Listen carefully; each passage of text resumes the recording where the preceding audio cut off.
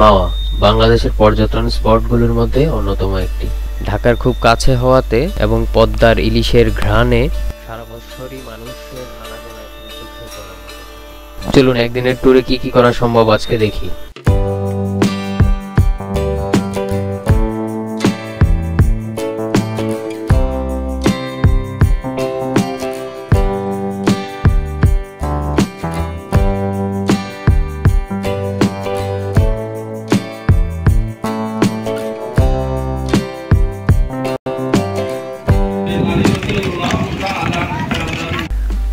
দিনটা ছিল শুক্রবার। আমরা মাওয়ার উদ্দেশ্যে জার্নিটা স্টার্ট করেছিলাম বারিধারা ডিওএইচএস থেকে। সেখান থেকে গাড়ি নিয়ে ডিপ্লোম্যাটিক জোন থেকে আমরা মাওয়ার উদ্দেশ্যে যাত্রা শুরু করি। আমার এমনি কাপড় চোপড় কেনার জন্য ইন্ডিয়া খুব ভালো, কিন্তু আপনার এই যে রাস্তাঘাটে হাঁটার এই কি যে অবস্থা, গরু বা মানুষের আমরা মাওয়া এক্সপ্রেসওয়েতে হয়ে যাব, তাই ঢাকা মেডিকেলের এখান থেকে যে ফ্লাইওভার আছে এটা হয়ে আমরা মাওয়া এক্সপ্রেসওয়ের যেই যাত্রাবাড়ির এদিক থেকে যেই শাখা, এখান থেকেই আমরা জয়েন হচ্ছি। আচ্ছা, ওই জায়গায় আপনার যে পোড়াবাড়ি মিষ্টি খাওয়া না কি আসছে না, ওটা মিষ্টি তো খুব মজার না? বাংলাদেশের অন্যান্য বিভাগীয় যে রাস্তাতে আমরা গিয়েছিলাম সে তার তুলনায় রোডের প্ল্যানিং প্লাস সব কিছু মিলিয়ে এদিকে উন্নতিটা একটু বেশি হয়েছে মনে হলো। জাতির পিতা হজরত ইব্রাহিম আলাইহিসসালাম এক্সপ্রেসওয়েতে আমরা এখন প্রবেশ করব, যেটা হয়ে আসলে মাওয়া, ভাঙ্গা, তারপর ফরিদপুর, বরিশাল, গোপালগঞ্জ যাওয়া যায় এই এক্সপ্রেসওয়েতে হয়ে। আর ওই যে দূরে দেখা যাচ্ছিল ওটা হচ্ছে রেল লাইন, পদ্মা সেতুর ভিতর দিক দিয়ে যে রেল লাইন গেছে, এই রেল লাইনটা ওইখানে অ্যাড হয়েছে আসলে। আর এখানের রোড কন্ডিশন অনেক ভালো লাগছে আসলে। এখানে একদম লং ড্রাইভে যাওয়ার জন্য একটা পারফেক্ট রোড। হানি আমিরের সাথে দেখা হয়ে যাবে যেতে যেতে পথে মাঝে মধ্যে। আর সব কিছু সাইনবোর্ড দিয়ে আসলে মেনশন করা, কোন সাইডে কোন এলাকা আছে, খুবই বুঝতে সুবিধে হয় আসলে। নতুন যদি কোনো ট্রাভেলার থাকে সেক্ষেত্রে কোনো সমস্যাই হওয়ার কথা না।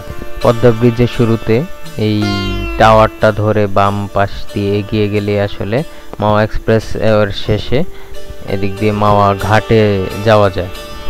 এক্সপ্রেসওয়ে থেকে বাম সাইড দিয়ে রোড দিয়ে আগাতে থাকলেই ডান সাইডে যেটা দেখা যাচ্ছে এটাই হচ্ছে পদ্মা ব্রিজের শুরুর প্রান্ত। আর যে মসজিদের একটা মিনারের মতো দেখা যাচ্ছে এটা হচ্ছে একটা গোল চত্বর। এখান থেকে আসলে ডানেও যাওয়া যায়, বামেও যাওয়া যায়, দুই সাইডে আসলে ঘাট আছে, মাওয়া ঘাট। আমরা আজকে বাম সাইডের ঘাটে যাব, তাই হচ্ছে বাম দিকের এই যে এখানে দেখবেন টঙ্গিবাড়ি, তারপর মুন্সিগঞ্জের যে রাস্তাটা আছে এই রাস্তাটা দিয়েই সোজা গেলে হচ্ছে মাওয়া ঘাট।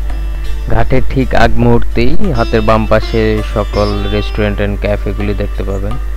আর এখান থেকেই আসলে আপনাদের ইলিশের ভাজা থেকে শুরু করে যত প্রকারের মাছ আছে এগুলি আপনারা আপনাদের পছন্দ মতো নিয়ে ভেজে খাওয়ার ব্যবস্থা আছে। ডিসাইড করতে পারতেছিলাম না আসলে কোনটা ছেড়ে কোনটাতে যাব। তারপর শখের হাড়ি না বাড়ি এটাই চোখে পড়লো, এটাতেই ঢুকে গেলাম। পছন্দ করে কিছু মাছ নিয়ে কোবাকবি সেকশনে চলে আসলাম। এখানে আসলে ইলিশ নিয়েছিলাম, পাঙ্গাস, তারপর বাহ, সবাই সবার পছন্দ মতো মাছ নিয়ে এখানে হাজির হয়। সবাই দাঁড়িয়ে থাকে, সবাই বলে যে এখানে দাঁড়ায় দাঁড়ায় কাটাইতে হয়, না হলে নাকি গায়েব হয়ে যায় কিছু অংশ। তাই আমরাও দাঁড়িয়েছিলাম, অনেকক্ষণ দাঁড়িয়ে দাঁড়িয়ে দেখতেছিলাম আসলে এদিকের পরিবেশটা। সবাই আসলে তাদের নিজস্ব মাছ নিয়ে ব্যস্ত, মানে ছোটখাটো একটা মাছ বাজারে চলে আসছি আর কি। তবে সবাই এক্সাইটেড, ম্যাক্সিমাম মানুষই এখানে ঘুরতে এসেছে।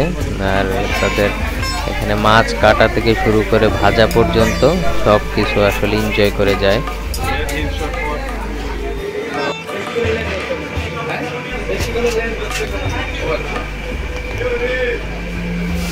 এটা হচ্ছে পাঙাশের ঘাড়ি। এটা ভাবা যায় এই একটা পাঙাশের ঘাড়ি 650 টাকা নিছে। কি গলা কাটা কোপানটা কোবাইছে আমাদের। ভাগিনা কেটে কুটে একদম ফ্রাইং সেকশনে হ্যান্ড ওভার করে গেল।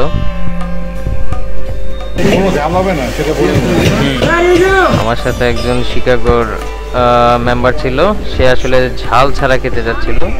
ওরা পারবে কিনা এই নিয়ে সে অনেক কনফিউজ ছিল, রাস্তাতে অনেকবার জিজ্ঞেস করছে আমাকে। শেষ পর্যন্ত আসলে তার ভাই দিউম পেঁয়াজ দিউম মরিচ দিউম তেল দিউম ব্যাবাক দিউম। By the way I am not from Noakhali, he is. এখানে আসলে দাঁড়ানোর পর বোঝা যায় যে আসলে মানুষের যে কত রকমের চাহিদা থাকে, মানে এখানে সব চাহিদা তারা একদম সুদে আসলে উসুল করে নিতে চায়। আর সে যদি নোয়াখালী সারসি কাম। অবশ্য নোয়াখালী মানুষদের এই একটা দিক ভালোই লাগে, তারা তাদের নিজস্ব প্রাপ্য বুঝে নেয় একদম, আর পারলে আর একটু অ্যাডভান্সও।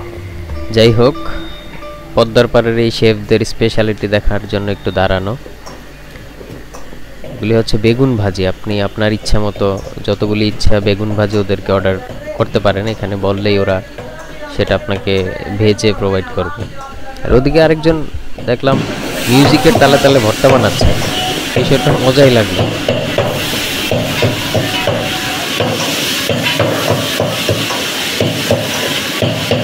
এবার পাঙাশের পিস দেখে ভাইবা না যে শুধু পাঙাশ দিয়েই শেষ হয়ে গেছিল। আমাদের ইলিশ লাগছিল, চিংড়ি লাগছিল, সাথে পাবদাও নেওয়া হয়েছিল। সবগুলির টেস্ট আসলে মোটামুটি অনেক ভালো লাগছে এখানের টেস্ট। যাই হোক,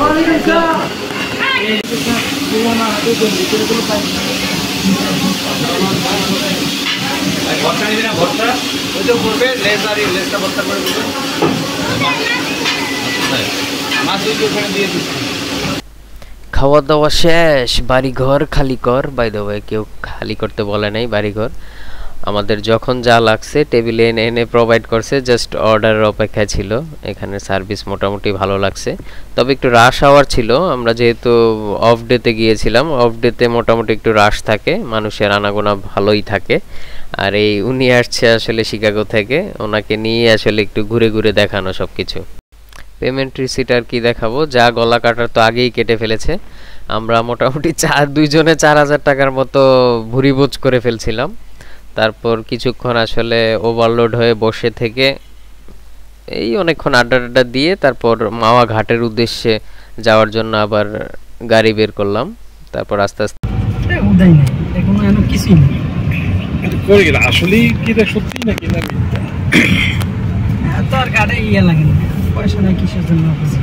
সাথে গাড়ি থাকলে ঘাটে যাওয়ার জন্য এখানেও কিছুটা চাঁদা দিতে হয়, সেটা আসলে বৈধ না অবৈধ সে আর্গুমেন্টে আমরা গিয়েছিলাম। যাই হোক, সময় অপচয় না করে আমরা আবার রওনা দিলাম। আরে ও কি এভাবে টেসলা এসে ঢুকাই না দিলে কি হয়? এটা হচ্ছে ঘাট, এই সাইড দিয়ে হচ্ছে ঘাটে যাওয়া হয়। এখান থেকে আসলে বিভিন্ন বোট আছে, তারপর হচ্ছে স্পিড বোট আছে, এগুলি দিয়ে হচ্ছে পদ্মা নদীটাতে একটু ঘোরা যায়। মানে এই বিভিন্ন পদ্মা সেতু পর্যন্ত, সব পদ্মা সেতুর ওনাদের অবশ্য একটা নির্দিষ্ট এরিয়া আছে যে এত নাম্বার পিলার পর্যন্ত ওনারা যেতে পারে, তারপর হচ্ছে অনুমতি নেই হয়তো। আমরা হচ্ছে সেই উদ্দেশ্যে যাচ্ছি। যেতে যেতে নদীর পাড়গুলোতে অনেক কাশবন দেখতে পাবেন, যেগুলি আসলে আপনার মন অন্যরকম চাঙ্গা করে তুলবে একদম নদীর মোহনায়। ও নদীর কুল নাই, কিনার নাই রে, আমি কোন কুল হতে কোন কুলে যাব, কাহারে সুধাই রে। নদীর কুল নাই, কিনার নাই রে, ওপারে মেঘের ঘটা গণ কবি জলি ছটা, মাঝে নদী বহে সাই সাই রে। পদ্মার পানিতে ভাসতে ভাসতে এভাবে পদ্মা ব্রিজের এখানে চলে আসবেন। নদীর স্রোত মোটামুটি অনেক ভালো থাকে এখানে, যদিও চর গজিয়েছে অনেকগুলি। তারপরও এখানে আসলে আপনার মনটাই অন্যরকম হয়ে যাবে। এখানে ছেলে বড় সবাই আসতে পারে। আপনি চাইলে স্পিড বোটও নিতে পারেন, তবে এটা একটু রিস্কি। আমার সাথে যেহেতু একজন ফরেনার ছিল, উনি আসলে স্পিড বোটে এরকম নদীর মধ্যে আসলে ট্রাভেল করতে চাচ্ছিল না, এই কারণেই হচ্ছে আমরা অন্য একটা বোট নিয়েছি। তবে স্পিড বোটে উঠলে আপনাদের মানে টাইম একটু কম হবে, আমরা তো অনেক টাইম নিয়ে ঘুরছি।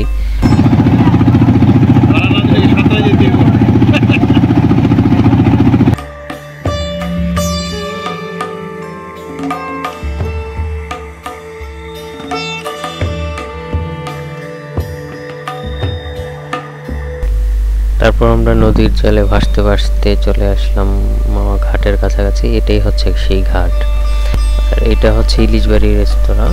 এটাই হচ্ছে কনস্ট্রাকশনাল ডিজাইন অনেক সুন্দর। ডাইরেক্ট করছি নাকি? আর এভাবেই দেখতে দেখতে একটা পুরা দিন আমরা পদ্মার জলে ভেসে ভেসে ঢাকার সেই জ্যামের শহর চিরচেনা ঢাকার উদ্দেশ্যে রওনা দিয়ে দিলাম। Thanks for watching. See you on next video.